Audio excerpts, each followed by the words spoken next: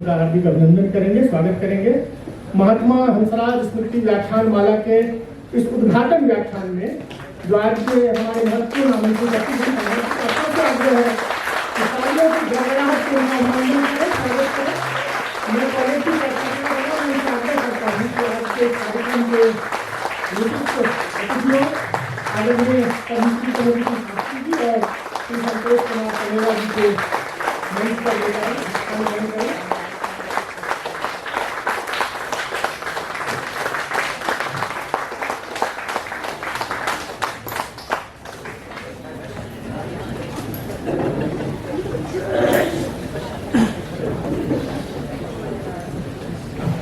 जैसा कि हम सबको विदित ही है कि हंसराज कॉलेज अपनी स्थापना के 75वें वर्ष में प्रवेश कर चुका है।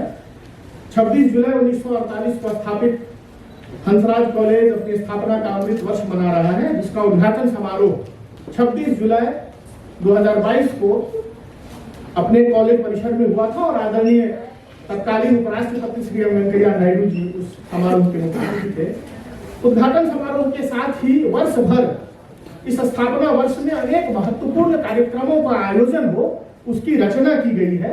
अनेक नए संकल्प लिए गए हैं और उसी क्रम में, उसी कड़ी में आज का यह महत्वपूर्ण कार्यक्रम, जो कि वर्ष भर चलने वाले कार्यक्रमों की श्रृंखला का पहला कार्यक्रम है, महात्मा हंसराज स्मृति व्याख्यान माला, जो वर्ष भर आयोजित होना है, उसका यह पहला उद्घाटन कार्यक्रम। और बहुत ही सौभाग्य की बात है हम लोगों के लिए कि आज के इस कार्यक्रम में दो अत्यंत ही महनीय व्यक्तित्व, आदरणीय पद्मश्री चमू कृष्ण शास्त्री जी हमारे बीच उपस्थित हैं। आप जोरदार तालियों से हमारे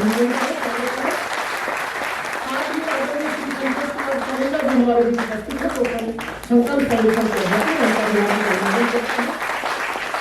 आज के कार्यक्रम में हमें हंसराज कॉलेज की प्राचार्य प्रोफेसर रमा मैम का सानिध्य प्राप्त है। शैलू मैम मंच पर है। शैलू मैम पूरे वर्ष आयोजित होने वाले कार्यक्रमों के लिए जो समिति बनी है उसकी अध्यक्षा है।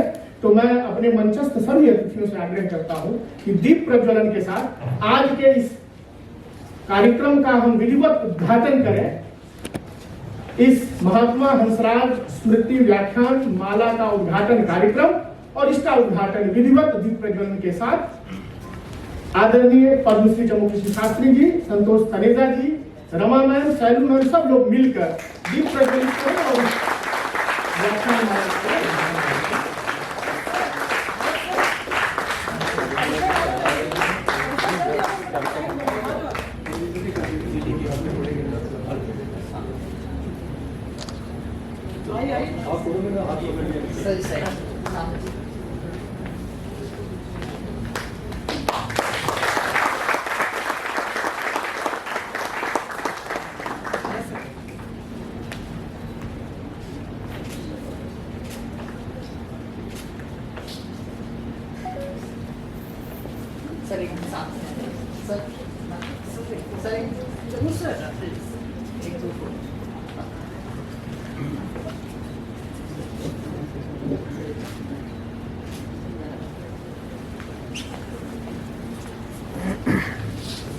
जैसा कि हम सब जानते हैं कि राष्ट्रीय शिक्षा नीति जब आई है तो वह भारतीयता और भारतीय भाषाओं के अधिष्ठान पर खड़ी शिक्षा नीति है। उसके संदर्भ में उसके कार्यान्वयन को लेकर बहुत सारे कार्य हो रहे हैं, होने हैं। और उसके संबंध में जो शिक्षा मंत्रालय ने उच्चाधिकार समिति बनाई है भारतीय भाषाओं के संवर्धन के लिए, प्रोन्नति के लिए, उसके अध्यक्ष के रूप में आदरणीय पद्मश्री चमू कृष्ण शास्त्री जी अपनी महत्वपूर्ण भूमिका निभा रहे हैं। तो मैं रमा मैम से आग्रह करता हूं कि आज के उस उद्घाटन वक्तव्य में जिनका वक्तव्य होना है, ऐसे आदरणीय चमू कृष्ण शास्त्री जी को पौधा और शॉल भेंट कर उनका अभिनंदन करें। आदरणीय रमा मैम और आप सब लोग कर्तव्य ध्वनि से स्वागत में अपने शामिल करें।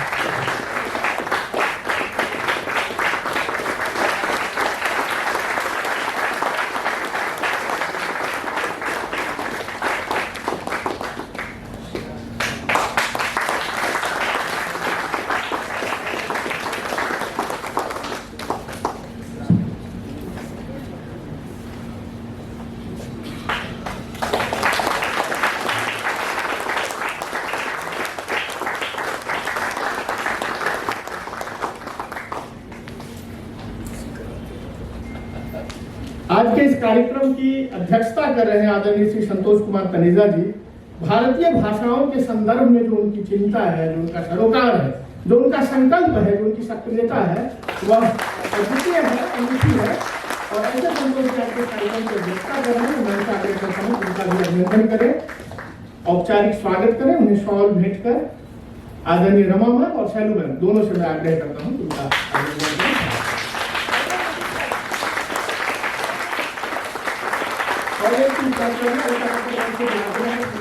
कार्यक्रम में शामिल हो।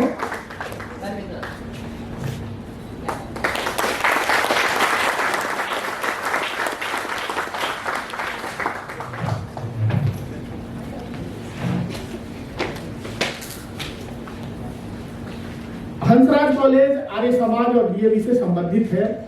हमारे कॉलेज की प्राचार्य आप सब जानते हैं हिंदी की महत्वपूर्ण विदुषी के रूप में प्रतिष्ठित है। हिंदी के प्रति जो हमारी प्रतिबद्धता है, जो हमारा संकल्प है, वह सर्वविदित है।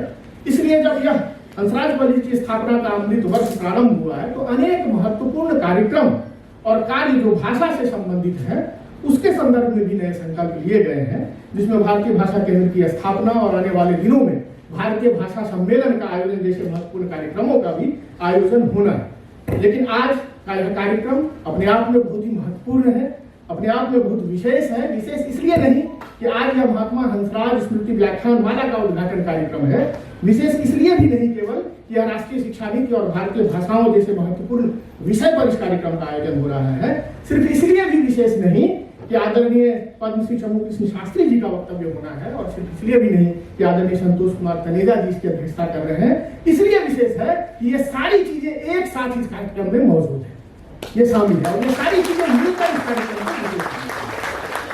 तो मैं एक बार पुनः अपने अतिथियों का अभिनंदन करता हूं। और आप सब जानते हैं कि मुख्य रूप से आज व्याख्यान ही होना है, तो मैं आदरणीय शास्त्री जी को आमंत्रित करूं। उससे पहले उनके संदर्भ में कुछ महत्वपूर्ण बातें आप लोगों से साझा करना जरूरी है। भारतीय भाषा से संबंधित शिक्षा मंत्रालय की जितनी संस्थाएं हैं, जितनी परिषदें हैं, जितनी अकादमियां हैं, जितनी समितियां हैं, जो विश्वविद्यालय हैं, उन सब में भाषा को लेकर जो कार्य हो रहे हैं, जो कार्य होने हैं, जो होने चाहिए, उसमें गतिशीलता लाने की दृष्टि से, सरकार की भाषा संबंधी नीतियों के कार्यान्वयन की दृष्टि से और समय समय पर देश के समक्ष उपस्थित होने वाले भाषा संबंधी प्रश्नों के संबंध में सरकार को परामर्श देने की दृष्टि से जो उच्चाधिकार समिति का गठन किया गया है शिक्षा मंत्रालय के द्वारा, उस समिति के अध्यक्ष के रूप में तो आप योगदान दे ही रहे हैं, जिसका दायरा बहुत बड़ा है। राष्ट्रीय शिक्षा नीति, जैसा कि मैंने पहले कहा कि भारतीय भाषाओं के अधिष्ठान पर ही खड़ी है, भारतीयता के अधिष्ठान पर खड़ी है। उसमें यह बात है कि प्राथमिक शिक्षा मातृभाषा में दी जाए, उच्च शिक्षा मातृभाषा में दी जाए, भारतीय भाषाओं में दी जाए, व्यावसायिक शिक्षा, तकनीकी शिक्षा, चिकित्सा की शिक्षा, ये सारी चीजें भारतीय भाषाओं में माध्यम के रूप में भारतीय भाषाओं को प्रोत्साहन दिया जाए। लेकिन उसके लिए और भी बहुत सारे कार्य होने जरूरी है। उन भाषाओं में सामग्री तैयार हो, वो सामग्री लोगों के लिए उपलब्ध हो, बहुभाषिकता को बढ़ावा मिले, भाषा शिक्षण, प्रशिक्षण और नवाचार से जुड़े क्षेत्रों में भी बहुत सारे कार्य होने हैं। तो इन तमाम कार्यों को एक साथ आगे ले जाना है आने वाले वर्षों में इस देश को, और देश उस दिशा में चल पड़ा है, वो हम सब लोग देख रहे हैं। दिन प्रतिदिन जो सूचनाएं, जो खबरें अखबारों से और दूसरे माध्यमों से हमारे पास आती हैं, वह भाषा प्रेमियों के लिए निश्चित तौर पर एक उत्साह का विषय है। तो ऐसे बहुत सारे कार्य जो भाषा प्रमुख रूप से भारत में है, जो 22 भाषाएं संविधान की अष्टम अनुसूची में है, वो तो है। उसके अलावा जो सूचीबद्ध भाषाओं के अतिरिक्त जो लुप्त प्राय भाषा है, जो आदिवासी भाषाएं हैं, जो क्लासिकल भाषाएं हैं, उन सभी भाषाओं का संरक्षण और संवर्धन भी, वह भी जरूरी है और वह भी इस कार्य का हिस्सा है। तो ऐसे बहुत बड़े कार्य को संपादित करने वाले और उसके लिए परामर्श देने वाली जो समिति है, उसका अध्यक्ष के रूप में तो उनका बहुत महत्वपूर्ण योगदान है ही, लेकिन उन्होंने संस्कृत के लिए, संस्कृति के लिए, भारतीयता के लिए लंबे समय से अनेक महत्वपूर्ण कार्यों को संपादित किया है। आप सबने संस्कृत भारती का नाम सुना है, पिछले दिनों अपने परिषद में उसका कार्यक्रम भी हुआ था, तो उसके संस्थापक के रूप में आपका महत्वपूर्ण योगदान है। संस्कृत प्रमोशन फाउंडेशन के जरिए आप संस्कृत बोले लोग, इसके लिए लगातार प्रयास कर रहे हैं। ऐसे बहुत सारे कार्य जो आप कर रहे हैं संस्कृत के लिए, भारतीय भाषाओं के लिए, संस्कृति के लिए, वह वंदनीय है। और निश्चित तौर पर आपको आज इस वक्तव्य में हम आपको पाकर, अपने बीच उपस्थित पाकर और आपके संबोधन को सुनकर हम सब बहुत ही लाभान्वित होंगे। हम सब लोग बहुत आह्लादित हैं। मैं सादर आमंत्रित करता हूँ आदरणीय पद्मश्री चमू कृष्ण शास्त्री जी को एक बार पुनः आपकी जोरदार तालियां दीजिए।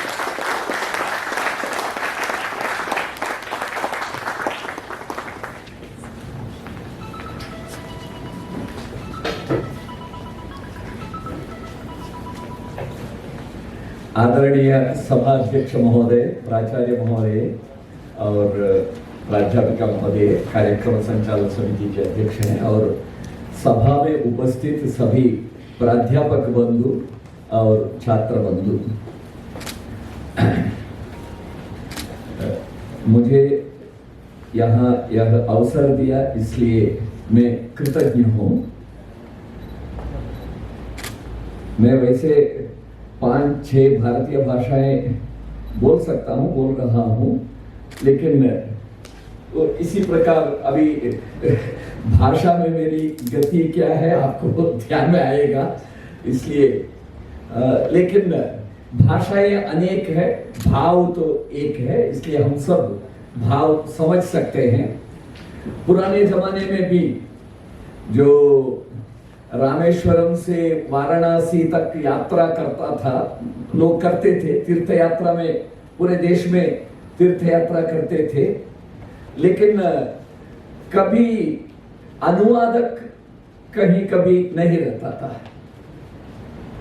और सभी सब भाषाएं नहीं जानते थे।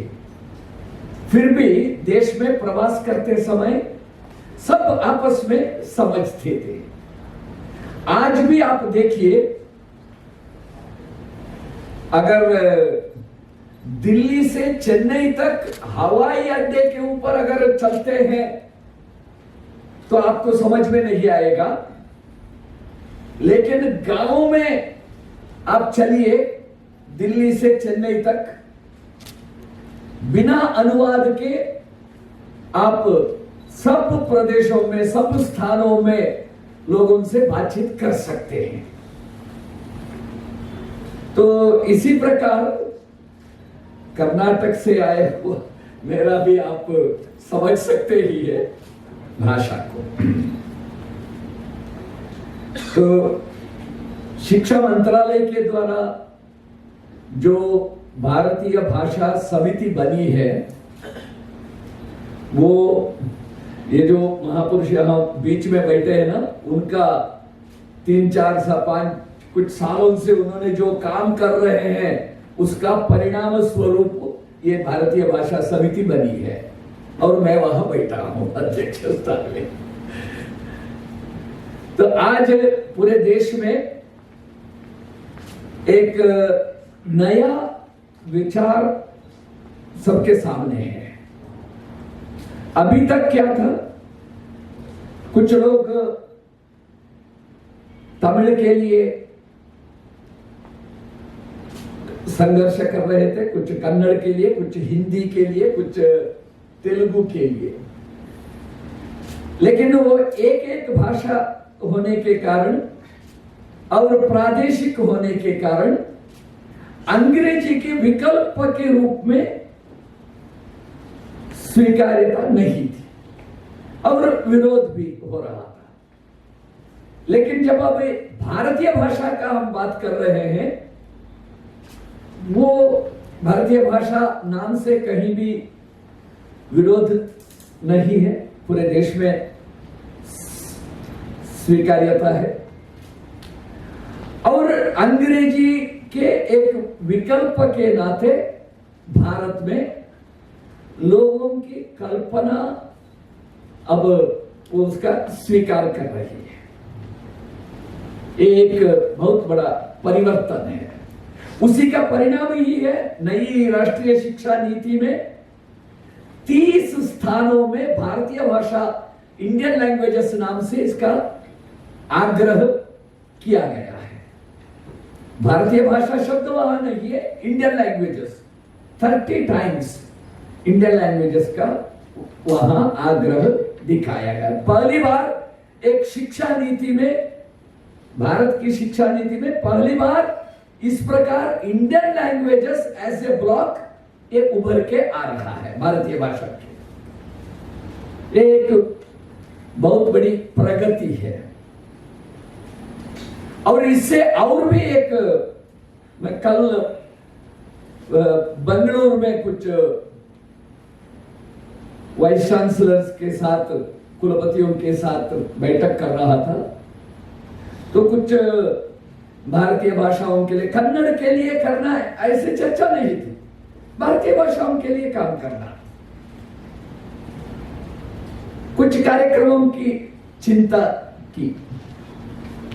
तो एक कुलपति ने विचार व्यक्त किया, ये बहुत अच्छा, मैंने वहां चर्चा ये आया कि भारतीय भाषा बोलने से क्या कन्नड़, कर्नाटक में तो कन्नड़ आंदोलन है, क्या कन्नड़ लोगों का विरोध आ सकता है क्या? भारतीय भाषा, हमारी एक योजना है, दिसंबर 11 को राष्ट्रकवि सुब्रमण्य भारती जी का जन्म दिवस है।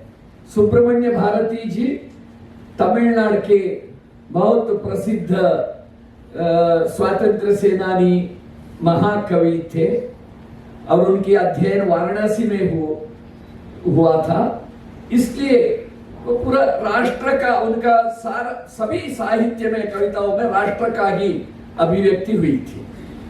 तो इसलिए सुब्रमण्य भारती जी का जन्म दिवस को हम भारतीय भाषा दिवस के नाते, हिंदी दिवस है, कन्नड़ दिवस है, तेलुगु दिवस है, भारतीय भाषा के लिए एक दिवस, और भारतीय भाषा के बारे में कुछ जन जागृति करना है तो एक कार्यक्रम चाहिए, इसलिए भारतीय भाषा दिवस को भारतीय भाषा उत्सव के नाते मनाने का कुछ विचार कार्यक्रम लिए हैं। उसके बारे में बाद में और थोड़ा बताता हूं। तो भारतीय भाषा दिवस का भी चर्चा बेंगलुरु में हम कर रहे थे, तो सहजता से एक कुलपति जी ने कहा कि क्या कन्नड़ लोगों का विरोध आ सकता है, ये कन्नड़ विरोधी है, भारतीय भाषा कन्नड़ विरोधी है, ऐसा एक बार एजेंडा बनता है तो फिर बहुत मुश्किल है, ये विचार। लेकिन दूसरे कुलपति जी ने इसका रास्ता, मार्ग बताया। देखिए, ये कन्नड़ विरोधी नहीं, कन्नड़ को भारत भाषा बोल के भारत राष्ट्र स्तर तक कन्नड़ का ये उठाना, ये बात है। कन्नड़ भाषा को राष्ट्र स्तर देने का ये विषय है, भारतीय स्तर देने का विषय है, इसलिए ये बहुत अच्छा है। तो इस प्रकार सभी भारतीय भाषाओं को ये राष्ट्र स्तर पे सभी राष्ट्रीय भाषाएं ऐसा अभी उभर के आ रहा है। तो इससे क्या है, जो राष्ट्र की जो एकता का विषय है, अभी तक भारत अगर एक है, उसमें भारतीय भाषाओं का और भारतीय भाषा साहित्य का बहुत बड़ा योगदान है, हम सब जानते हैं। सभी भारतीय भाषाओं में जो समान शब्दावली है, समान वाक्य रचना है, समान अक्षरमाला, समान व्याकरण, समान वाक्य विन्यास, समान ध्वनि व्यवस्था, अगर इस प्रकार देखेंगे, कॉमनैलिटीज अगर देखते हैं, समानताएं सभी भारतीय भाषाओं में बहुत 50-60% ऐसे समानताएं हैं। तो उस कारण से एक भाषा जानने वाले व्यक्ति को दूसरी भारतीय भाषा समझना बहुत आसान है, और इसी कारण से ये समान शब्दावली, इससे क्या है, एक भाव, एकता, एकात्मता भारत की अभी तक बनी है। वो एक संस्कृति, यानी संस्कृति की अभिव्यक्ति अलग अलग होते हैं, भाषा की अभिव्यक्ति अलग अलग प्रकार से होती है, लेकिन इस सभी में एक अंतर्निहित एकता है, एकात्मता है। अंग्रेजी में तो लिंग्विस्टिक डाइवर्सिटी, ये डाइवर्सिटी का, विविधता का ज्यादा प्रचार चर्चा करते हैं,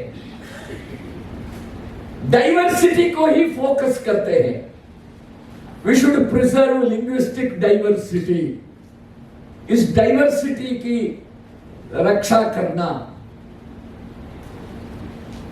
लेकिन डाइवर्सिटी से भी ज्यादा महत्वपूर्ण यूनिटी इन डाइवर्सिटी। अगर यूनिटी है तो डाइवर्सिटी रहेगी। We should focus on unity. Diversity without unity will end up in chaos, destruction, विघटन। केवल डाइवर्सिटी का अगर बात करते हैं तो विघटन होगा। तो अभी तक भारत अगर अखंड रहा तो कारण यही है, एकता के ऊपर हमारी दृष्टि थी, आग्रह था। केवल विविधता नहीं, अनेकता में एकता, विविधता में एकता। तो भाषाई एकता, तो यह एक विचार हम सब मिलके सबके सामने ये रखना चाहिए। क्योंकि बाहर जो नरेटिव्स, डिस्कोर्सेस होते हैं, लेख लिखे जाते हैं, इसमें केवल linguistic diversity, India is the land of languages चर्चा करते हैं। लेकिन लैंग्वेजेस की स्थिति क्या है भारत में, सभी को इसकी जानकारी नहीं है। मैं अगर यहां आपसे एक प्रश्न पूछता हूं, भारत में 3 लैंग्वेज फॉर्मूला के त्रिभाषा सूत्र के अंतर्गत कितनी भाषाएं पढ़ाए जाते हैं? आप में से कितने बता सकते हैं? How many of you know how many languages are taught as part of 3 language formula? बहुत कम लोग जानते हैं, क्योंकि इस प्रकार की चर्चा, ये अवेयरनेस नहीं है पूरे देश में। 160 languages are taught under 3 language formula. जैसा अंग्रेजी मीडियम है, हिंदी मीडियम है, मीडियम ऑफ इंस्ट्रक्शन, कितनी मीडियम ऑफ इंस्ट्रक्शन है भारत में? 35 languages are used as medium of instruction. Classical languages जो शब्द प्रयोग करते हैं हम, प्राचीन भाषाएं या शास्त्रीय भाषाएं, कोई भी शब्द प्रयोग कर सकते हैं। कितने प्राचीन भाषाएं हैं? 10 languages are announced as recognized as classical languages in India. Constitutional भाषाएं कथी में कितने? राजभाषा 2 official language, 8 schedule language 22, Hindi दोनों में कॉमन, इसलिए 23 कॉन्स्टिट्यूशनल लैंग्वेजेस। सेंसस 2011 के अनुसार कितनी भाषाएं हैं? 1369 एज पर सेंसस 2011। लेकिन उसमें भी स्टैटिस्टिक्स थोड़ा अगर देखते हैं, 103 languages are foreign languages, because जो फॉरेनर्स यहां रहते हैं उनका भी वहां सेंसस में होता है। सो 1369 माइनस 103, तो उतनी भाषाएं सेंसस में लिखे गए हैं। लेकिन उसमें भी 10,000 स्पीकर्स एंड अबव स्पीकर्स 10,000 और उससे ज्यादा बोलने वाले भाषाएं केवल 270 है। बाकी सभी भाषाओं की बोलने वालों की संख्या 10,000 से कम बोलने वालों की संख्या है। So actually mother tongues and languages are only 270, बाकी सब डायलेक्ट्स है, बोली है। लेकिन बोलियों को ही भाषा बताकर छोटे छोटे गुटों में समाज को टुकड़ा टुकड़ा करने का काम भी चलता है। देश में कई प्रकार के आज प्रयास चल रहे हैं। Language has become a fault line, or it is being made as a fault line of the society. Caste, gender, religion, language, these are the 3-4 issues to, being used as a tool to divide the society. तो मैं इसलिए बता रहा हूं, हम जो भाषा प्रेमी हैं, हम कभी ऐसे भाषा को ऐसे विभाग करने के लिए साधन बनने नहीं देना। भाषा लोगों को जोड़ना चाहिए, समरसता का, एकता का, ममता का साधन करना चाहिए, और एकात्मता का साधन था अभी तक, थी अभी तक, आगे भी रहेगी हम सबके प्रयास से।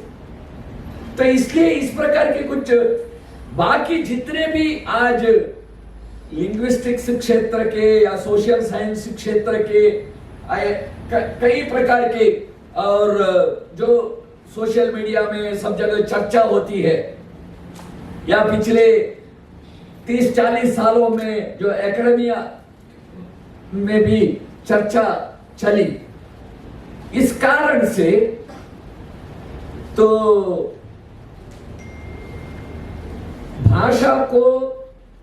भाषा के अलग अलग विशेषण का प्रयोग होता है। मैं अंग्रेजी में कुछ नाम बताता हूं, आप जानते ही हैं। राजभाषा, ये तो हम प्रयोग करते ही हैं।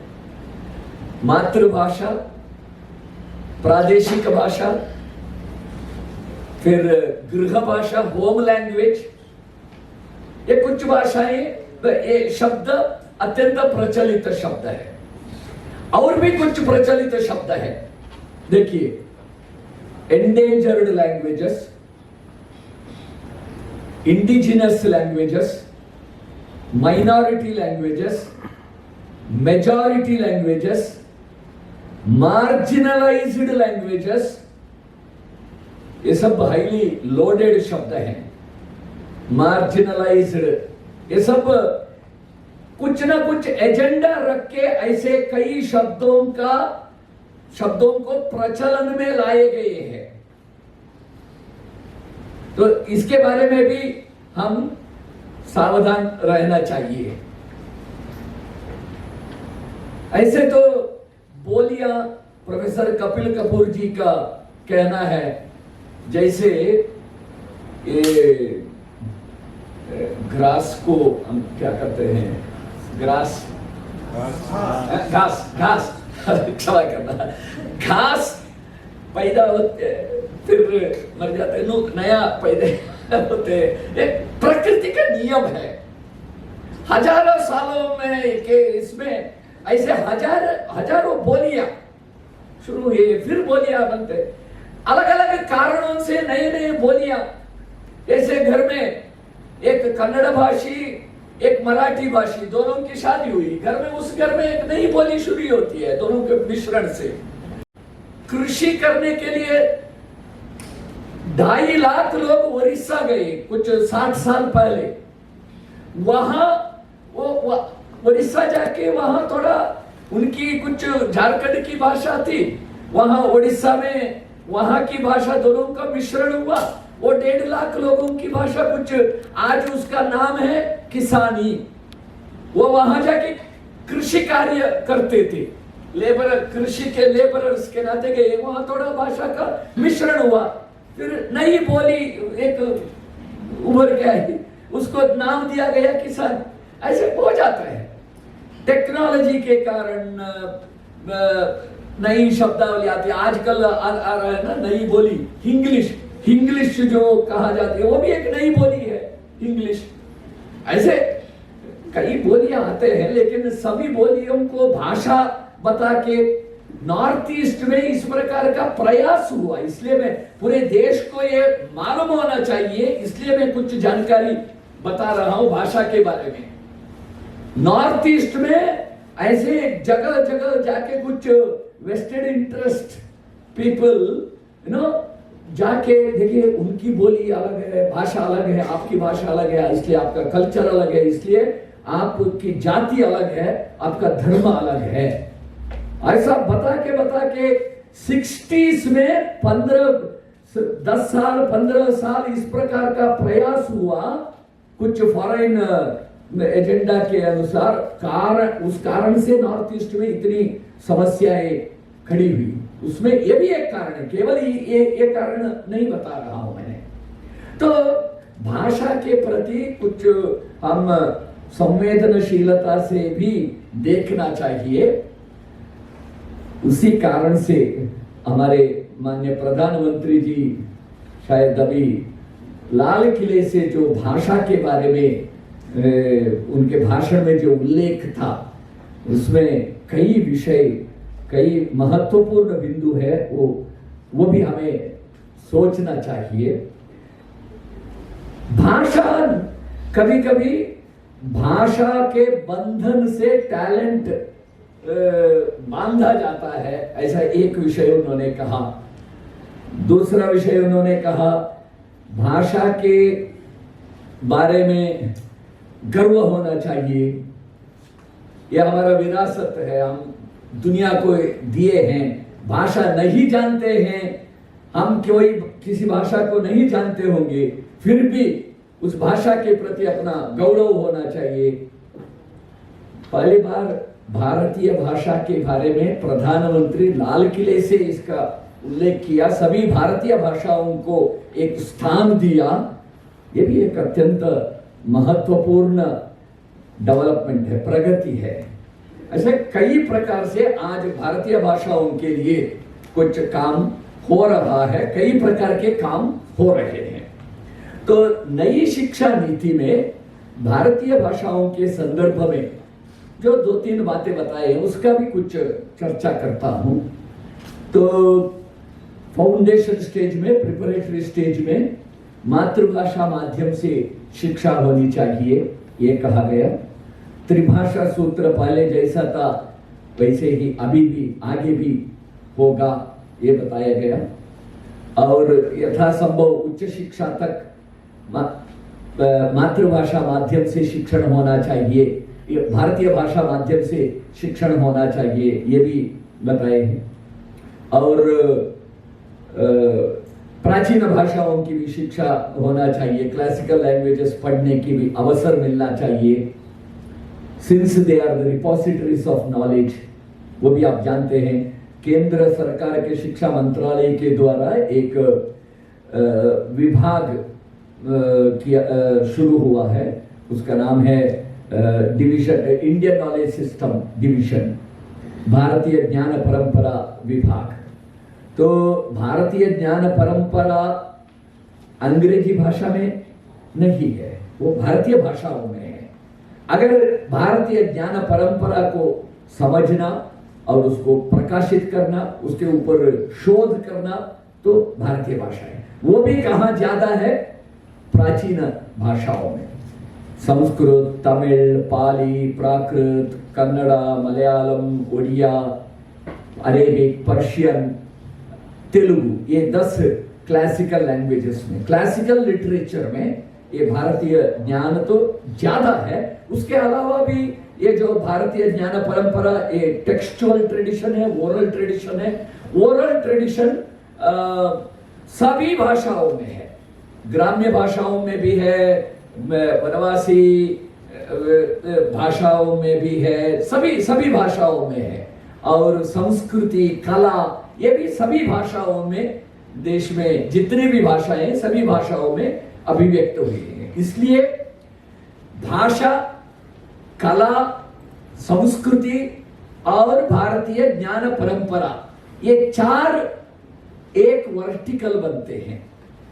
शिक्षा, राष्ट्रीय शिक्षा नीति का क्रियान्वयन के लिए अगर 7-8 वर्टिकल्स हम करते हैं तो एक वर्टिकल इस प्रकार का, ये चार एक ग्रुप में होंगे, क्योंकि ये सब संबंध है। केवल इतने मात्र का संबंध नहीं है, हमारी ये अपेक्षा है और राष्ट्रीय शिक्षा नीति की भी अपेक्षा है, रिसर्च तक भारतीय भाषा में होना चाहिए। हम सब भाषा प्रेमी हैं। अगर स्टेम एजुकेशन भारतीय भाषा में होना और R&D रिसर्च एंड डेवलपमेंट भारतीय भाषा में होना, तो क्या क्या करना चाहिए, ये भी हमें सोचने का विषय है। उसके बारे में भी अभी बताता हूं। तो ऐसे राष्ट्रीय शिक्षा नीति में अगर भारतीय भाषा के बारे में अगर हम सोचते हैं, इसमें 2 विषय है। भाषा एज ए सब्जेक्ट पढ़ाना, वो एक विषय हो गया, as part of 3 language formula और as a language, optional language in UG and PG। ये भाषा पढ़ना पढ़ाना एक विषय हो गया, भाषा माध्यम दूसरा विषय हो गया। दोनों में अंतर है, आप जानते हैं। देखिए, किसी भाषा का अगर विकास होना है तो उसके लिए 7 आवश्यकताएं कहे जाते हैं। 7 needs for the development of a language. पहला विषय है बोलने वाले लोग, स्पीकर्स, उस भाषा में बोलने वाले लोग होना चाहिए, पहला विषय। दूसरा विषय है using it as a medium, माध्यम के नाते इसका उपयोग, शिक्षा का माध्यम, प्रशासन का माध्यम, विधि और न्याय का माध्यम, संपर्क का माध्यम, विज्ञान का माध्यम, उद्योग का माध्यम।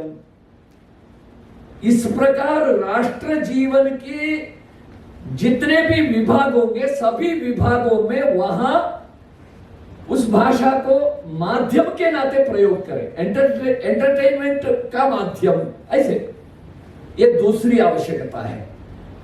तीसरी आवश्यकता समकालिक साहित्य, contemporary literature.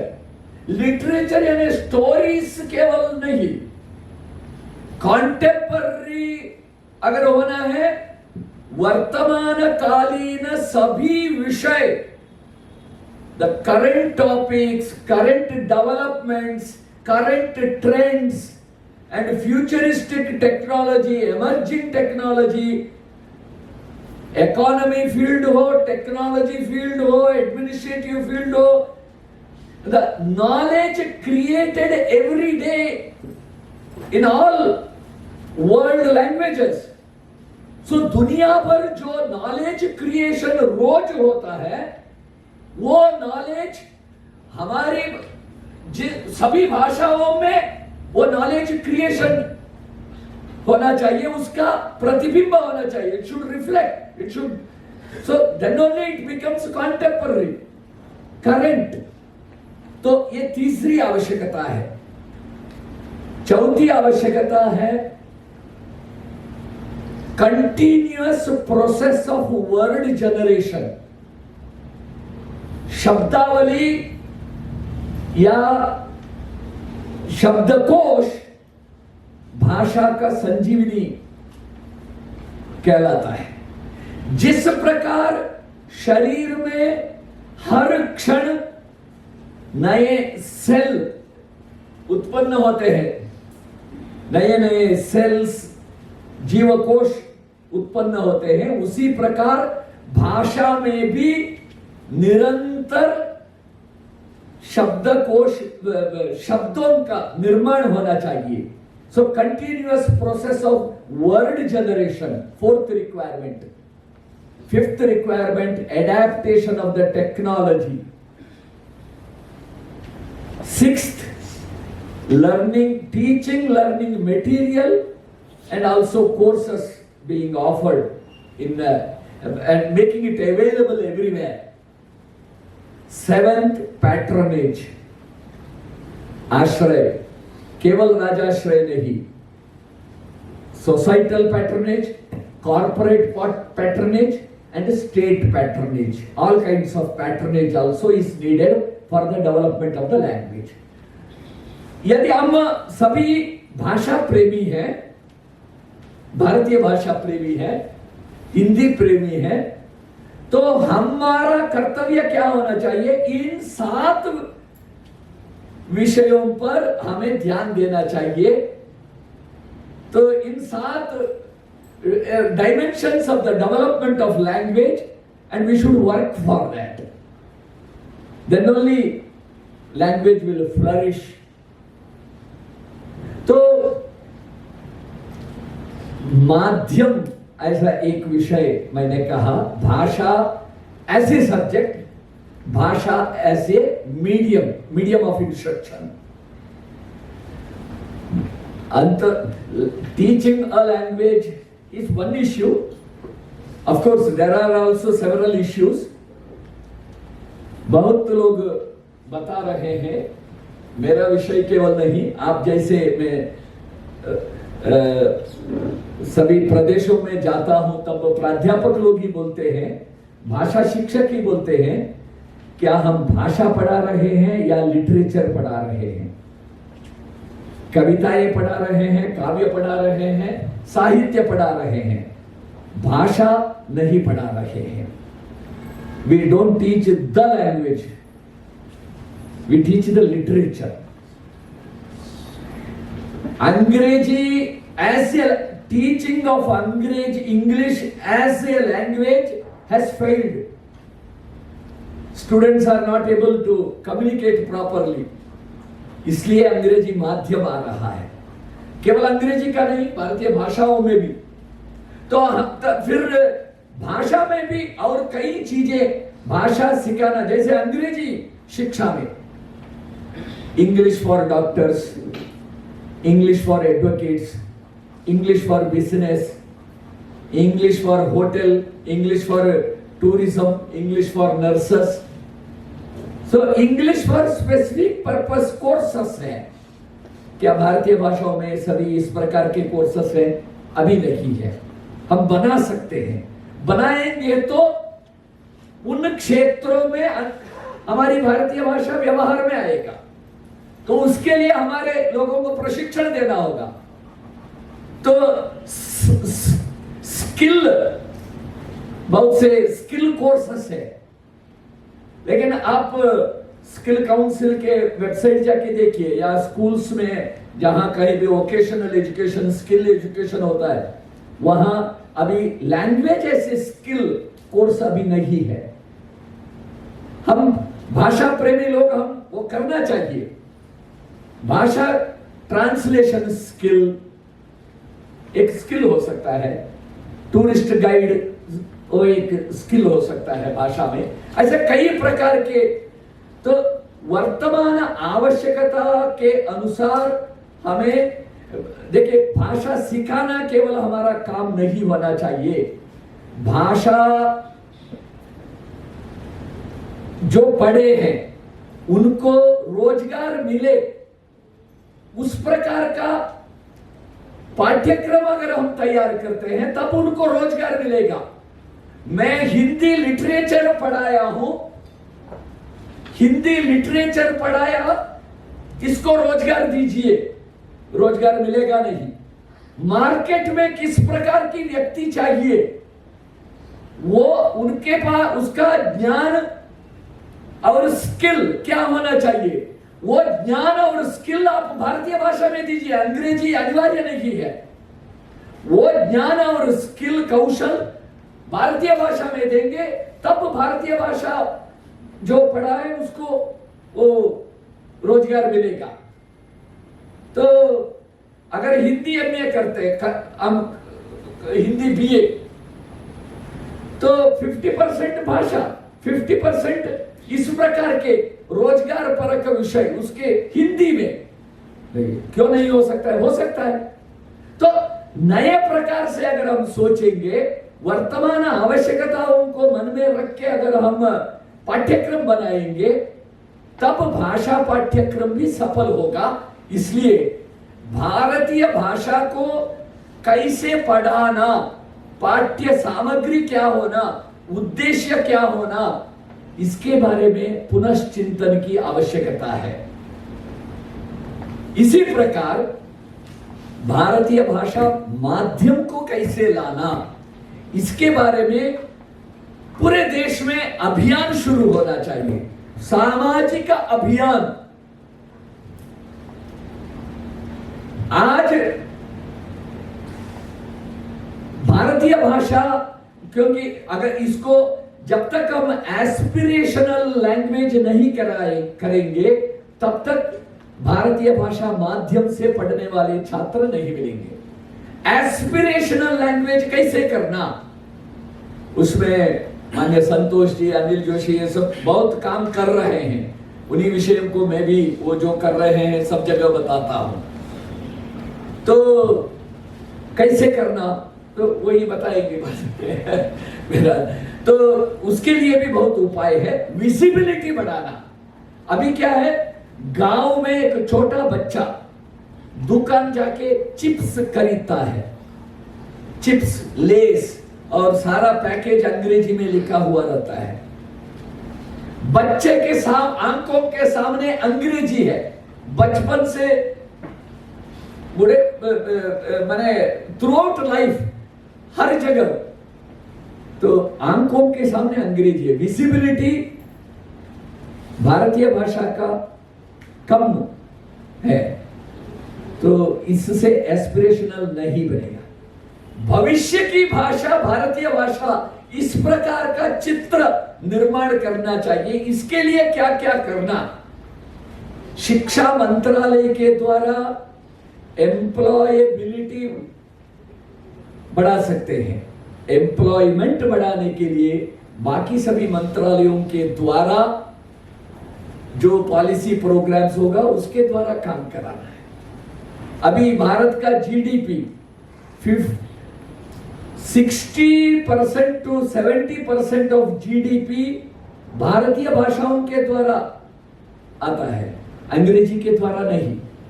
90% of the population अंग्रेजी नहीं जानते, लेकिन सरकार की सूचनाएं सब अंग्रेजी में रहता है।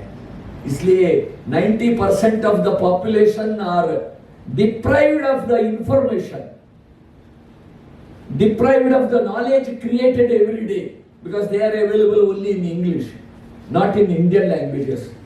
तो उसके लिए भी हमें काम करना होगा और इस विचार को सबके सामने लाना चाहिए।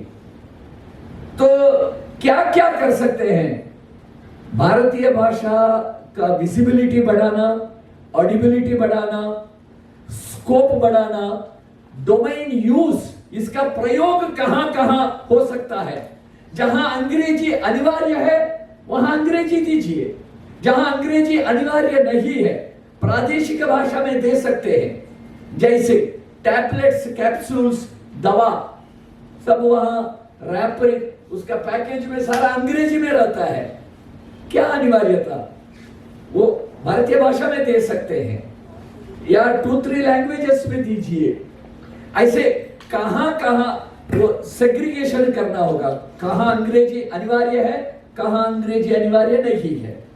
तो ऐसे कई चीजें हैं। हम अगर इस प्रकार अगर सोचना शुरू करेंगे, छोटे छोटे चीजों से हमें शुरू करना, बहुत बड़ा परिवर्तन एकदम, ये परिवर्तन ऊपर से नहीं आएगा।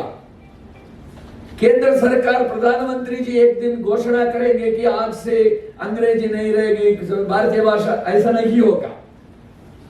नीचे से छोटा छोटा छोटा परिवर्तन करते करते हम सब इसके लिए अगर काम करेंगे, भारतीय भाषाओं का प्रयोग क्षेत्र का विस्तार करेंगे, भारतीय भाषाओं का सब जगह कैसे इसके बारे में अगर सोचेंगे, तब हमें कुछ परिवर्तन हम ला सकते हैं। तो इसके लिए और भाषा सिखाते समय भी अगर इसको परिणामकारी नहीं सिखाएंगे, मैं मेरे घर का एक विषय बताता हूं। मेरे घर में हम भाइयां बहनें कुल 9 परिवार है। 9 परिवारों में 2 परिवार छोड़ के 7 परिवारों में हमारे बच्चों के भारतीय भाषा बोल सकते हैं, पढ़ना लिखना नहीं आता। That is the situation in most of the cities, not in the villages, but in the cities. जहां अंग्रेजी माध्यम से पढ़े हैं वो भारतीय भाषा में बोल सकते हैं, पढ़ना लिखना नहीं आता। क्यों?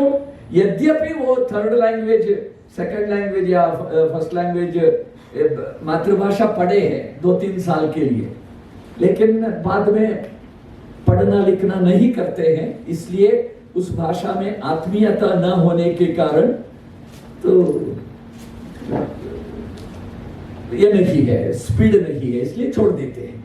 सो they are cut off from the युवा, cut off from the roots. ऐसे कई विषय हैं।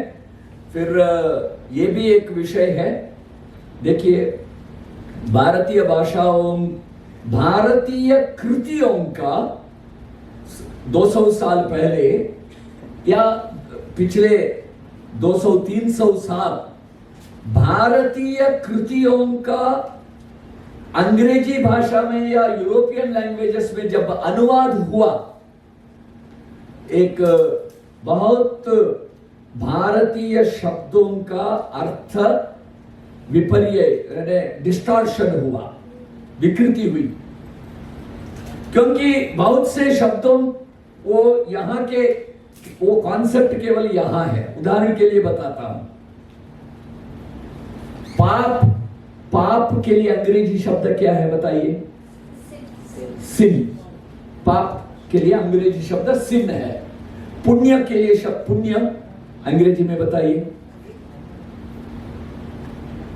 शब्द ये नहीं है, क्योंकि इंग्लिश लिटरेचर में कहीं पुण्य कॉन्सेप्ट ही नहीं है।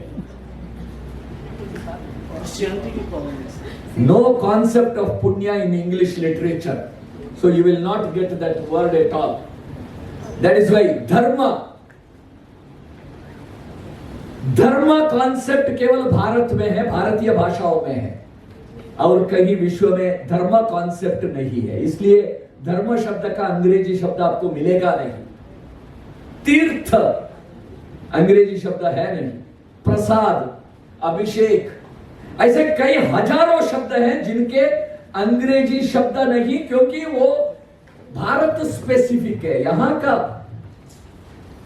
तो जब इन शब्दों का अनुवाद किया गया साहित्य का, बहुत से कॉन्सेप्ट्स भी उनको मालूम नहीं, और उन्होंने वहां के सामाजिक परिस्थिति के चश्मा से भारत को देखकर उस प्रकार अनुवाद किया, सो बहुत डिस्टॉर्शन हुआ था।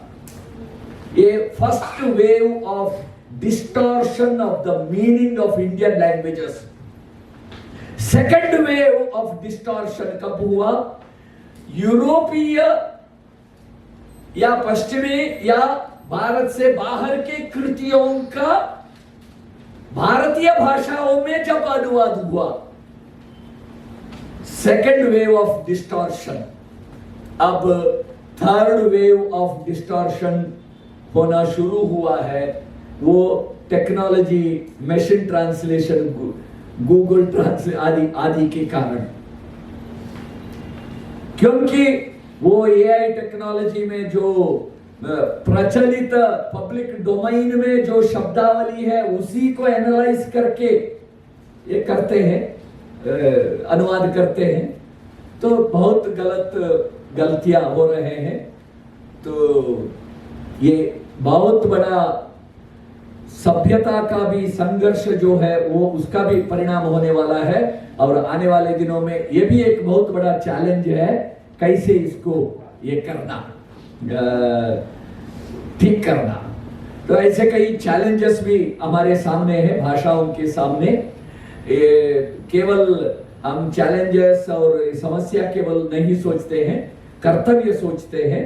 तो एक अपेक्षा है कि दिसंबर 11 तारीख को हम सब मिलकर भारतीय भाषा उत्सव मनाएंगे, जिस उत्सव में हर एक कॉलेज में सभी भाषा बोलने वाले छात्र रहते हैं। तो अलग अलग स्टॉल रहेगा, ऐसे कल्पना है, केवल बता रहा हूँ, आप ऐसे कर सकते हैं। यहाँ भी एक तमिल स्टॉल रहेगा, एक तेलुगु, एक कन्नड़ का, हिंदी का, पंजाबी, सभी भाषाओं के। कोई भी अगर किसी भाषा अगर थोड़ा सीखना चाहे, वहां जाके 5-10 तमिल वाक्य सीखो, या Telugu, thrill of speaking a new language, thrill of speaking Asamiya, thrill of speaking Khasi, ऐसे enjoy learning a new Indian language. तो अलग अलग स्टॉल में ये हो सकता है। फिर अलग अलग भाषाओं के कला संस्कृति का प्रदर्शनी वहां हो सकता है। मंच में सभी भारतीय भाषाओं में सांस्कृतिक कार्यक्रम हो सकते हैं। सभी छात्र अपनी अपनी प्रादेशिक वेशभूषा में आ सकते हैं। वहां सभी भाषा क्षेत्र के अलग अलग फूड कोर्ट हो सकता है। बहुत एक दिन का बहुत आनंद का एक उत्सव, भारतीय भाषा उत्सव। इससे क्या होगा, हमें एकता होगी, पूरे देश का समझ होगा, और कैसे भारतीय भाषा हम समझ सकते हैं, परस्पर पूरक है, इस प्रकार का एकता का भाव बढ़ेगा। इस प्रकार के कुछ कार्यक्रम करना। और एक निवेदन करते हुए मैं मेरा वक्तव्य पूर्ण कर रहा हूं, वो ये है कि हम सब मिलके इस साल जो उच्च शिक्षा में या स्कूल शिक्षा में जितने भी पाठ्य विषय है, सब्जेक्ट्स, हर एक सब्जेक्ट का विषय का अगर वर्तमान में भारतीय भाषा में टेक्स्ट बुक उपलब्ध नहीं है, केवल अंग्रेजी में है, ऐसे कई विषय हैं, मुझे बताने की आवश्यकता नहीं है। जिन जिन विषयों का पाठ्य पुस्तक भारतीय भाषा में उपलब्ध नहीं है, ऐसे सभी पुस्तकों का या सभी विषयों का अनुवाद करना, पाठ्य पुस्तकों का अनुवाद करना या स्वतंत्र लेखन करना। माने 1 साल के अंदर, 2 साल के अंदर हमें ऐसा वातावरण, एक परिस्थिति निर्माण करना चाहिए कि भारतीय भाषा में अगर कोई छात्र पढ़ना चाहता है या सिखाना चाहते हैं, हम पाठ्य पुस्तक नहीं है, टीचिंग मटेरियल, स्टडी मटेरियल नहीं, यह स्थिति नहीं होना चाहिए। इसकी पूर्ति पहले। So content creation is the first step towards that भारतीय भाषा मीडियम ऑफ एजुकेशन। तो उस दिशा में पहले कंटेंट क्रिएशन करते हैं, फिर छात्र बाद में, छात्र आने के बाद कंटेंट क्रिएशन करना नहीं हो सकता है। पहले कंटेंट क्रिएशन करना, टेक्स्ट बुक, स्टडी मटेरियल भारतीय भाषा में तैयार करना, फिर छात्र अन्वेषण करेंगे। उसके लिए कुछ how to incentivise mother tongue medium, सारे सोचेंगे, हम सब मिलके सोचेंगे। ये तो शुरुआत है। तो इस प्रकार कुछ विचार मैं आपके सामने रखा हूं। मुझे ये अवसर दिया इसलिए मैं आपको कृतज्ञ हूं। और भारत, हम सब मिलके इस विषय को थोड़ा अलग प्रकार से हमें लेना चाहिए। भारतीय भाषा ये हमारा स्वाभिमान का विषय है, भारत का विषय है, भारत का भविष्य का विषय है।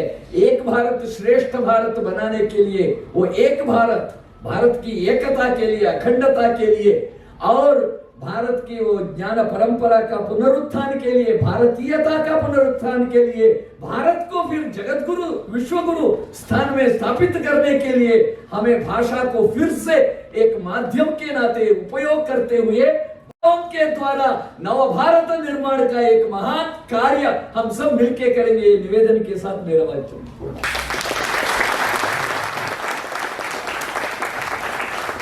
बहुत बहुत धन्यवाद शास्त्री जी। निश्चित तौर पर आपने बहुत सी बातें हम लोगों के समक्ष रखी विषय के संदर्भ में, और जो परामर्श आपका था कि 11 दिसंबर को हम भारतीय भाषा उत्सव मनाएं, प्राचार्य मैम जी उपस्थित है, मैं आपको बताना चाहूंगा, ऐसे किसी भी परामर्श के लिए हमें उनकी अनुमति भी नहीं लेनी पड़ती। हम मानते हैं कि वो अनुमति मिल चुकी है। निश्चित तौर पर 11 दिसंबर को हम महत्वपूर्ण कार्यक्रम की रचना करेंगे इस संदर्भ में, और वो बहुत ही महत्वपूर्ण और रोचक आकर्षक कार्यक्रम जो आपकी संकल्पना है उसके अनुरूप हम कार्यक्रम करें, ऐसी हमारी कोशिश होगी। मैं एक बार पुनः आपका आभार व्यक्त करता हूं। आपने बताया किस प्रकार से जो अलग अलग भाषिक और सांस्कृतिक अभिव्यक्तियों के बीच भी भारत में एकात्मता का भाव अंतर्निहित है, और जो विविधता में एकता का भाव अंतर्निहित है वह बहुत ही महत्वपूर्ण है, और उसी को अधिक से अधिक प्रसारित किया जाना चाहिए।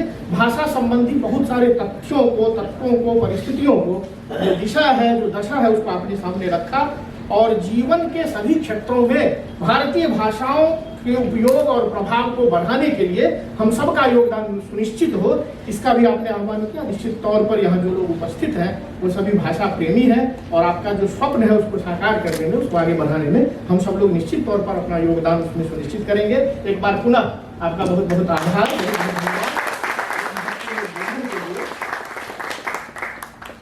मैं बात कर रहा था, और आदरणीय चमुकृष्ण शास्त्री जी ने भी कहा कि किस प्रकार से जो शिक्षा मंत्रालय में यह समिति भी बनी है उसमें भी संतोष तनेजा जी की महत्वपूर्ण भूमिका है। भाषा के प्रति, जैसा कि मैंने बताया, संतोष जी का संकल्प और उनकी सक्रियता अद्वितीय है।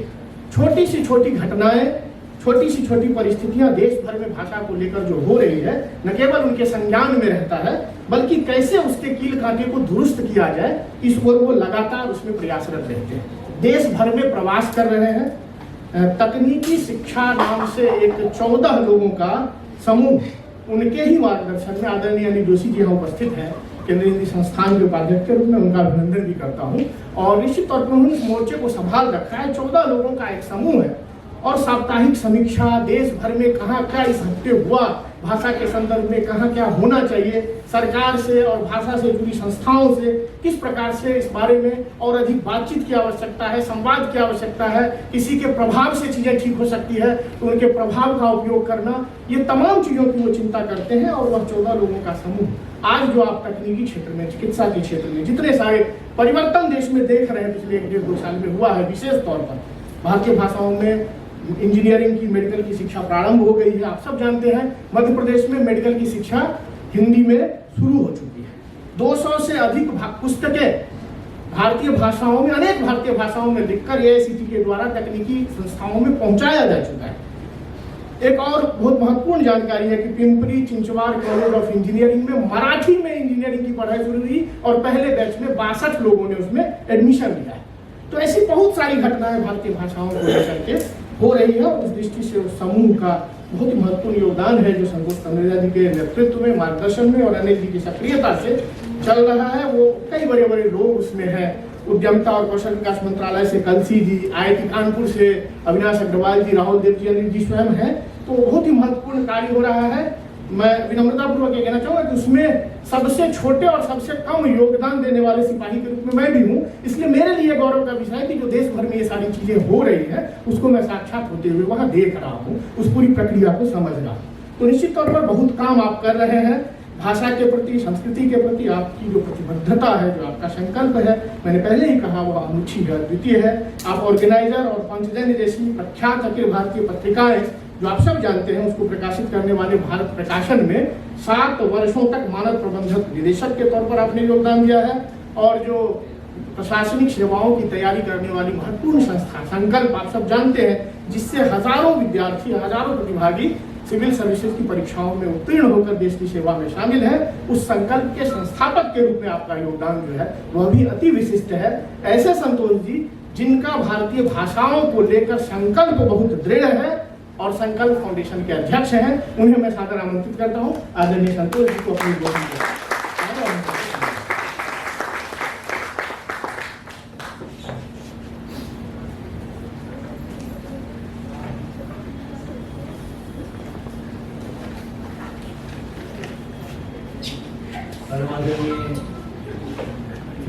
शास्त्री जी, साथ में शादू सिंह जी जो इस कार्यक्रम की विशेष रूप से जो आयोजन की प्रमुख हैं, हमारे इस हमारे इस कॉलेज की प्राचार्य श्रीमती रमा जी, अनिल जोशी का नाम लिया गया, भरत भूषण जी हैं, अभिषेक जी हैं, ऐसे कई अनेक मेरे बहुत घनिष्ठ मित्र बैठे हैं मेरा उत्साहवर्धन करने के लिए कि कहीं मैं ढीला न पड़ जाऊँ। और हमारे यहाँ प्राध्यापक बंधु, कुछ विद्यार्थी जो फंसे बैठे हैं, बेचारे सोच रहे हैं कि कब छुट्टी मिलेगी, तो इसलिए मैं उनका ध्यान रखते हुए और इतने विस्तृत और विद्वतापूर्ण व्याख्यान जो हमें सुनने को मिला है श्रीमान कृष्ण शास्त्री जी का, उसको मैं कमज़ोर नहीं कर पड़ने दूंगा। मैं अधिक बात नहीं रखूंगा। वैसे भी अध्यक्ष का काम होता है आशीर्वाद देना। तो थोड़ा सा अगर मुझे अगर कहना हो तो वो ये है कि जैसे हमारे शास्त्री ने कहा कि केवल सरकार के बल पर होने वाला काम नहीं है। हमें से प्रत्येक को अपना अंतःकरण जागृत करना पड़ेगा इस विषय पर। ये विषय किसी का व्यक्तिगत स्वार्थ का विषय नहीं है। इसकी स्थिति जहां तक पहुंच चुकी है वो हमारे में से किसी से छुपी नहीं है। आज एक गार्ड या एक रिक्शे वाला भी आप ऐसा नहीं ढूंढ सकते जिसको यदि ऑल्टरनेट दिया जाए कि आप अपने बच्चे को हिंदी माध्यम में पढ़ाएंगे या अंग्रेजी माध्यम में पढ़ाएंगे, तमिलनाडु में तमिल माध्यम में पढ़ाएंगे या अंग्रेजी माध्यम में पढ़ाएंगे। मैं पूरे देश में घूमता हूँ, एक भी आप ढूंढ नहीं सकते जो कहेगा कि जी मैं तमिल माध्यम में पढ़ाऊँगा या हिंदी माध्यम में पढ़ाऊँगा। या इस सभागार में शायद ही कोई होगा जो अपने बच्चों को भारतीय भाषाओं के माध्यम के विद्यालय में पढ़ा रहा। और दुर्गत यहाँ तक पहुँच चुकी है कि सरकारी विद्यालय बंद होने की प्रक्रिया में काफ़ी तेज़ी से चल रहे हैं। उत्तर प्रदेश जैसी स्टेट में, दिल्ली में, जगह जगह, कर्नाटक में ये सबसे बड़ा चैलेंज है कि जो सरकारी विद्यालय हैं या जो भारतीय भाषाओं के माध्यम से पढ़ाई करवा रहे हैं उनको चलाया कैसे जाए, वो वहाँ विद्यार्थी कैसे इकट्ठी किए जाए। अब इस चुभन को यदि हम महसूस कर सकते हों तो हम ये भी समझ पाएंगे कि बहुत दूर नहीं है वो समय जब शायद इसका उपचार करना ही कठिन हो जाए। क्योंकि ऊपर से बात करना बहुत आसान होता है, उसकी तय में जाकर के उसका इलाज करना और उस इलाज में सहभागी बनना ये बहुत कठिन होता है। मैं एक बहुत बड़ा आज का समय का योगदान मान रहा हूँ अपने यशस्वी प्रधानमंत्री जी का कि जिन्होंने इस विषय के मर्म को समझा और 3 जगह पर घोषणा की। सबसे पहले सहरसा, उसके बाद असम में अपना केंद्र जो है असम का गुवाहाटी, और तीसरा कलकत्ता, जहां उन्होंने स्पष्ट शब्द में कहा कि अब दूर से दूर के गांव का गरीब से गरीब विद्यार्थी भी अपनी भाषा में डॉक्टर और इंजीनियर बन पाएगा। समस्या सबसे बड़ी ये है कि यदि भारतीय भाषा माध्यम में पढ़कर कहीं बच्चा पहुंच ही नहीं सकता, आप सिर्फ उस elite section of the society के बारे में मत सोचिए कि जहां उसको आगे कौन सा व्यवसाय मिलेगा, कौन सी नौकरी मिलेगी, कैसे उठ पाएगा। यानी मैं ये कहूँ कि ब्यूरोक्रेट्स की फैमिली हो सकती है, बहुत धनाढ्य लोगों की फैमिली हो सकती है जो कहेगा मैं हिस्ट्री ऑनर्स करूँगा, मैं पॉलिटिकल साइंस ऑनर्स करूँगा।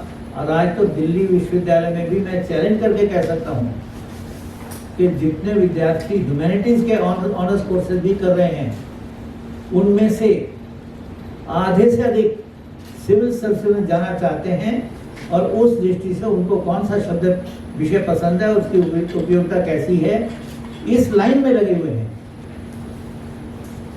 इस वर्ष 10% लोग लगभग जो पास हुए हैं दिल्ली विश्वविद्यालय से, वो होपफुल जो पास हुए सिविल सर्विस में 10% दिल्ली से हैं। उसका कारण ये कि अगर 95% से ऊपर अंकों वाले बच्चे विद्यार्थी जाएंगे इसमें और सारे अंग्रेजी माध्यम से जाएंगे, अच्छी प्रकार से पब्लिक स्कूल से पढ़ते जाएंगे और उनकी घर की ग्रूमिंग भी वैसी हुई है, तो स्वाभाविक है वो सिविल सेवा में सिलेक्ट होंगे।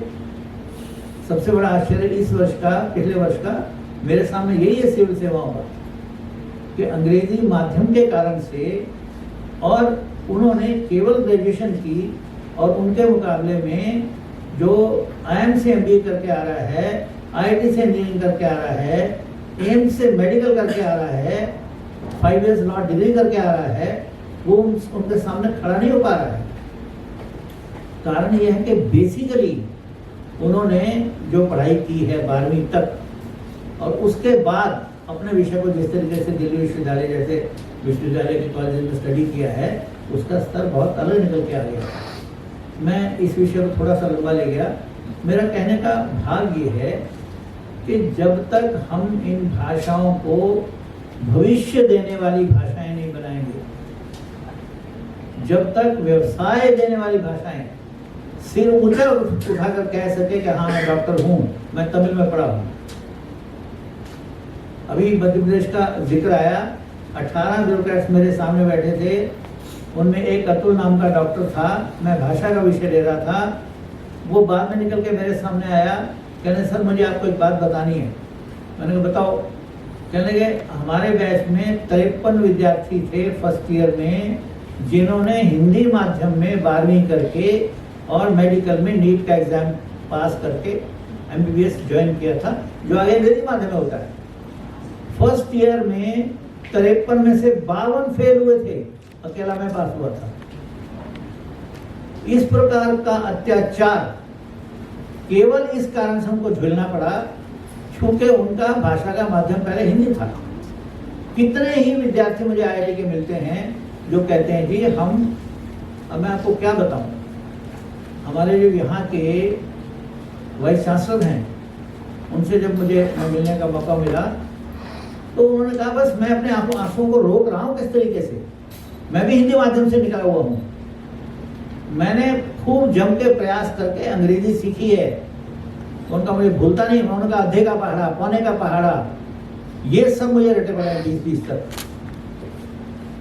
तो कितनी बड़ी कठिनाई है अगर आप भारतीय भाषाओं के माध्यम में पढ़ते हैं आगे कहीं पहुंचने के लिए। परंतु आज एक बहुत परिदृश्य में परिवर्तन किया है कि लगभग 250 पुस्तकें इंजीनियरिंग की AICT ने सिर्फ, यानी अगस्त 2020 में घोषणा की थी प्रधानमंत्री जी ने, 21 का एक सेशन गया, 22 का भी दूसरा सेशन शुरू होना है।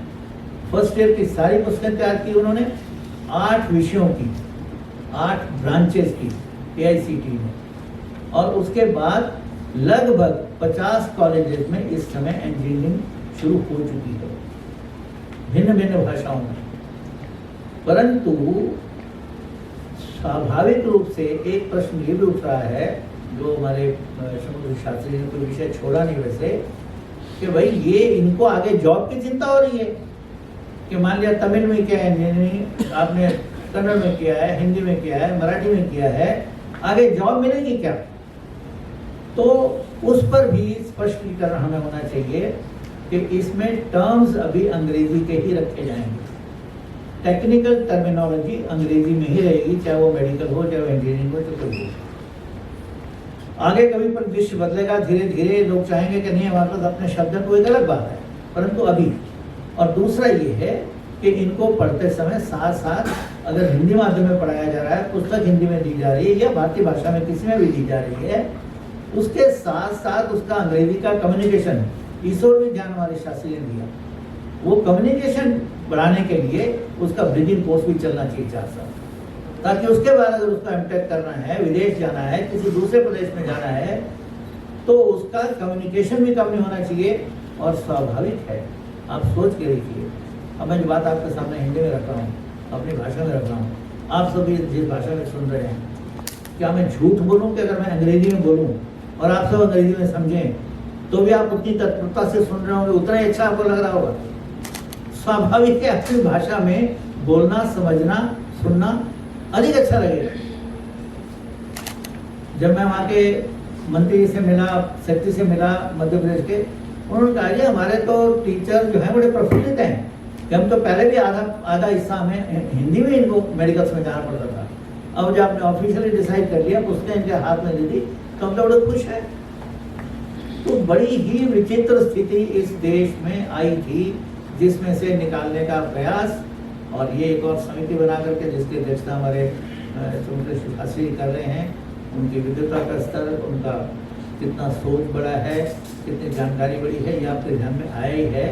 तो मैं अपनी बात को यहाँ कहकर पूरा करने का प्रयास करूँगा कि विश्व में एक भी विकसित देश या विकसित हो रहा देश आप नाम ले लीजिए जहाँ पर हायर एजुकेशन उनकी अपनी भाषा में पढ़ाई जा रही है। एक पुस्तक है संक्रांत सानू की अंग्रेजी माध्यम का भ्रमजाल, पेज नंबर 19 पर उसने 20 देशों की सूची दी हुई है। 20 के 20 उसका सर्वाधिक धनी देश, 20 के 20 इजराइल तक जिसकी सिर्फ 83 लाख उसकी पॉपुलेशन है, सब के सब अपनी भाषा में ही पढ़ा रहे हैं, क्योंकि समझ अपनी भाषा में विकसित की जा सकती है।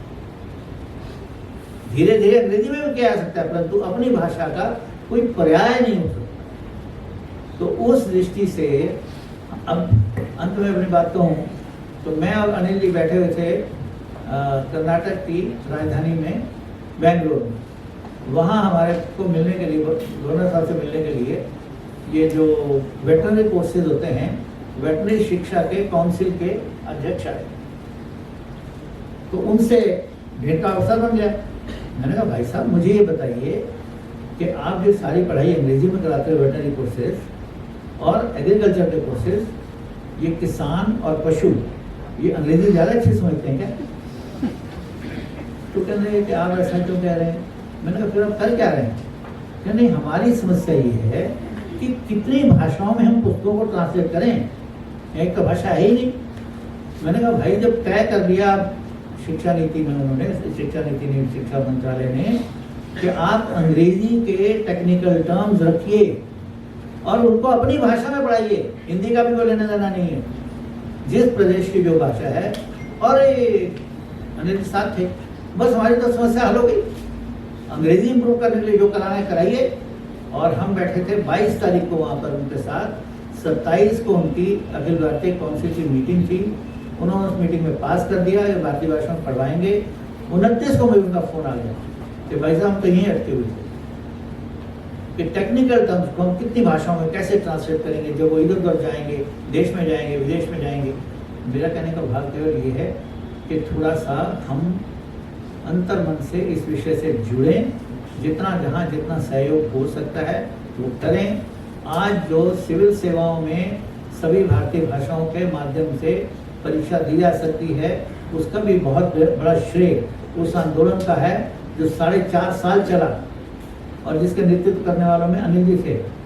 और अंतिम समय पर जब चेयरमैन उसमें सतीश चंद्रा ही थे, तो उन्होंने इनसे पूछा 20 के लोगों को 4 साल के बाद कि भाई तुम बेकार की बातें कर रहे हो, ये बताओ तुम्हारे में से किसके बच्चे हिंदी भाषा में स्कूलों में पढ़ा रहे हैं, बताओ। तो उन्होंने जवाब दिया, ये बताइए कि हम हिंदी माध्यम की भाषा के विद्यालयों में क्यों पढ़ाएं?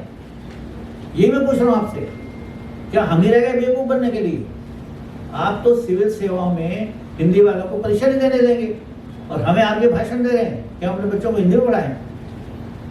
उसके बाद ये निर्णय हुआ कि जितनी भी भारतीय भाषाएं हैं उन सब में आप यूपीएससी की सिविल सर्विस की परीक्षा दे सकते हैं। मेरा कहने का भाव ये है कि बिल्कुल सही कहा है हमारे शास्त्री जी ने कि समाज में ये जागृति और इसके लिए ये तरफ जागृत होगी, तब जाके ये विषय आगे जाएगा, परंतु जाएगा अवश्य। तो सूर्य का निकलना तय है, ये सत्य है। बादल अंतिम स्थिति नहीं है, सूर्य ही अंतिम स्थिति है। हम इस विश्वास के साथ लगे। बहुत बहुत आभार मैं कर रहा हूँ शास्त्री जी का, उतना उन्होंने विद्वतापूर्ण हमें ज्ञान दिया।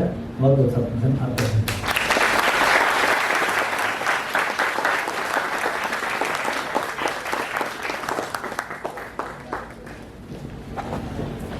बहुत बहुत धन्यवाद आदरणीय संतोष जी। आपने देखा किस प्रकार से भारतीय भाषाओं के प्रति जो उनका विश्वास है और आने वाले दिनों में किस प्रकार से परिदृश्य में परिवर्तन होगा, इसके प्रति जो उनका भरोसा है, निश्चित तौर पर हम सब लोगों को भी उससे प्रेरणा और प्रोत्साहन मिलता है। एक बार पुनः आपका आभार। और मैं कार्यक्रम में ज़्यादा विलंब न करते हुए औपचारिक धन्यवाद ज्ञापन के लिए सैलू मैम को सादर आमंत्रित करता हूँ। तो धन्यवाद।